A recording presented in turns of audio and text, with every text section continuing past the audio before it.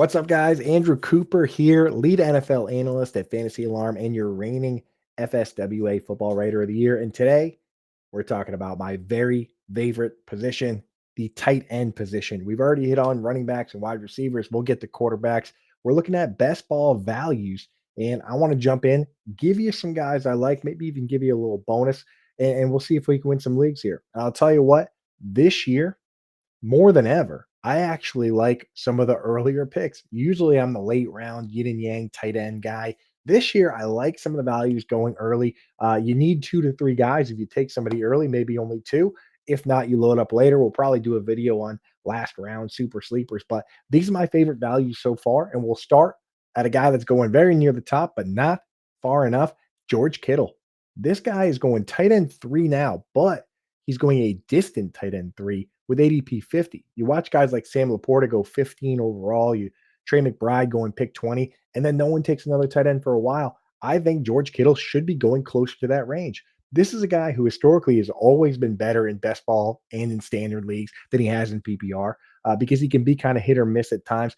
But that was with guys like Brandon Ayuk, Debo Samuel, all these guys loaded up here. There's going to be no Debo. He's been traded. Brandon Ayuk might not come back till midseason. And the thing that makes George Kittle so dangerous for best ball is that he can accelerate 4.5, 240. His 18 40+ yard plays ties Travis Kelce for tight ends. And the next closest is Jonnu Smith with only 8 of active players. This guy breaks off big plays, he scores touchdowns. And this team, using the fullback and the blocking tight end, creates a really highly consolidated offense, right? They use Kyle Juszczyk for a ton of snaps, and they also have used guys like Charlie Warner and Eric Saubert in the past, and Luke Farrell this year, who they just signed as a blocking tight end.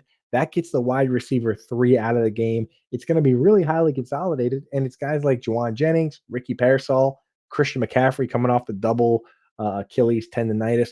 I think George Kittle is going to play a big role. They think he's going to as well, which is why they just gave him a monster extension. I honestly don't really take Brock Bowers or Trey McBride that often unless they slide because I'd rather wait and reach on George Kittle. Last year, he was the tight end 1 in fantasy points per game. He could easily be the tight end 1 overall this year. So, really like that value there. The next one here for me, an old but reliable favorite, Travis Kelce. And again, this guy, just like George Kittle, he's capable of fist fighting his way to longer plays. He's the focal point of his offense. He was the tight end 3 in targets last year. Everyone thinks that he's just fallen off this cliff and he's just going to be dust. But the reality of last year, if you look at this Kansas City Chiefs team, they had it on easy street. They cruised to a 15-1 schedule, didn't have to play the last game of the year. They were clearly playing for the playoffs. This year, you got to keep in mind, it might not be as easy. This division's getting a lot better. You look at teams like the Chargers, the Broncos, hey, even the Raiders getting a lot better here. It could be a little bit tougher for them. They might have to throw more. They might have to lean into Travis Kelce. And this is a guy that is obviously capable of big spike weeks, 10, 15 target weeks at any given point. At tight end 7 off the board, going outside the top 100 picks, he has fallen too far. And it's easier than ever to take Patrick Mahomes and then circle back and take Travis Kelce. The upside is still there. I know he might not be setting any records anytime soon, unless they're records for longevity, but this guy could come out and be an easy, safe part of your tight end room. And sometimes that's all you need. I took a team to 226 out of 670,000 in Best Ball Mania. We're talking the top 3% of the top 1%, 0.003, whatever you want to call it. And the team that I had there at tight end was Hunter Henry and Pat Frymuth. It just matched up nicely because each step of the way, one guy was getting 7, 8, 9, 10, 11, 12, 13, 14, 15 points. And there was only 1 week between those two guys that was under 5 points. Whereas, I had a team with Travis Kelce and Brock Bowers. That team lost in week 15 when neither guy cleared 5 points. Sometimes you just need guys to get you there. And Travis Kelce is now very affordable. In fact, I like guys going in this range, multiple of them. So if you don't get Kelce, you can just take my third best value tight end, Mark Andrews, right? The thing with Mark Andrews is that in best ball, especially on underdog where it's half PPR, touchdowns are king. He came out and scored 11 touchdowns in his final 12 games last year. As he finally got up to speed and got ramped up, I'm starting to wonder if these high ankle sprain issues that are dealt with the tightrope surgery are holding these guys back. Tony Pollard came out and said himself after having it in 2022 that he didn't feel right until week 11 of 2023. Same with a guy like Darnell Mooney. Both of them looked a lot better in 2024. We watched Mark Andrews have that surgery and then really struggle early on. He also got into a car accident right before the season, which probably didn't help him. So he struggled early. Then when he got up to speed, he was crushing. He finished as tight end 6 overall. Again, going outside the top 100, this is one of the all-time great tight ends, and he's still only 29 years old, right? Travis Kelce didn't have his first 1,000-yard season until he was 27. Zach Ertz didn't until he was 28. A guy like Delaney Walker didn't until he was 30. Like Mark Andrews could come out and be the tight end 1 here. You can get him at tight end 8. And the other guy going in this range, again, I don't need to reach on any of these guys because I like a lot of them in this range, is the tight end 4 on my list, Evan Ingram. This is a guy that we've always liked a lot. And this year, you get the benefit of the bias against him. Anytime a player gets released, there's bias against that player, but you have to look into the underlying reasons of why he got released, the schemes, and once you do that, it makes a lot of sense why they let go of him. The team, the Jaguars, with a new coach, Liam Cohen, that coach coming over from the Buccaneers, and before that, the Los Angeles Rams used a two-way inline tight end with multiple wide receivers, with the top wide receiver playing slot for a huge chunk of the snaps. So they looked at Christian Kirk and said, "You're not going to be our top slot guy, the guy that they've used Chris Godwin with the Buccaneers or Cooper Kupp with the Rams. You're not going to be that guy, so we're going to get rid of you." And then they looked at Evan Engram and they said, you can't play two-way inline blocking tight end at 6'3", 235. You're a big slot player. We don't need you, so we're going to move on from you." And they'll use Brenton Strange and whoever else the way that Cade Otton, Tyler Higbee played. That's fine. That's not even a great rule for fantasy.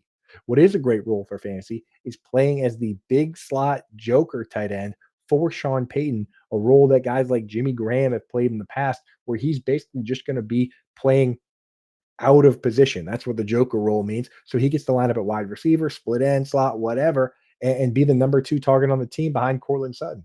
We like Bo Nix. We like Cortland Sutton. We like Evan Engram. We like RJ Harvey. I think that offense is primed for big points. So Evan Engram, again, going out to the top 100 picks, it's easier than ever to get a good value on a solid tight end. And then you just circle back and grab somebody that has a different bye week that's fairly safe.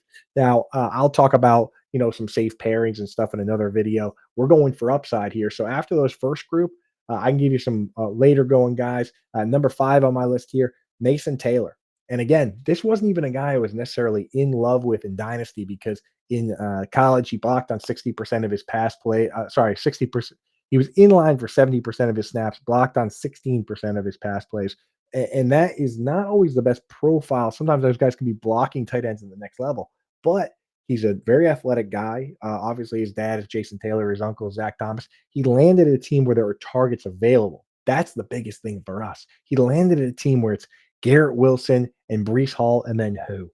Right? And at tight end 24 off the board in a game where only upside matters. And if he's a blocking tight end, it's just another one of the teams that doesn't matter to me. We're just trying to get teams through to the very end and try and win that big prize. I have no problem taking Mason Taylor at that spot.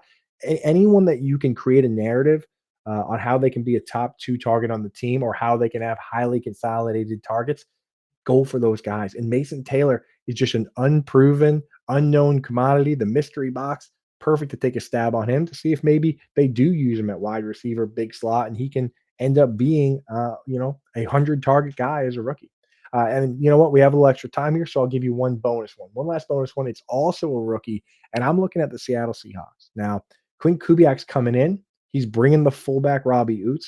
He's bringing his scheme that uses blocking tight ends and uses fullbacks, and that really consolidates the targets at the top. It takes the wide receiver 3 off the field. We see it with George Kittle in San Francisco. We see it with Jonnu Smith in Miami. We could see whoever the starting tight end is for the Seattle Seahawks could have big upside. It could be Noah Fant, but Noah Fant could be released or traded with $9.5 million coming off the books if they move on from him. I'm with the last pick in my drafts, and you can get Elijah Arroyo with the last picks in your draft. I'm taking that stab. Maybe you want to take it on Noah Fant. Maybe you want to take it on AJ Barner.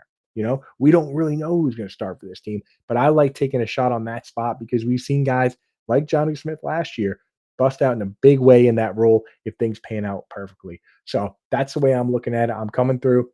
If I can get a good value on George Kittle, Travis Kelce, Mark Andrews, Evan Ingram, I'm doing that. If not, I'm taking shots on upside, whether that's guys like Mason Taylor or Elijah Arroyo, and we'll circle back for more of those guys here. And if you just want all the information right now in your hands, in easy to read format with a grid and every player ranked, get the 2025 Fantasy Alarm Best Ball cheat sheet. I do it and I update it myself pretty much, weekly as I'm doing these drafts. I go through and I make tweaks and I update it.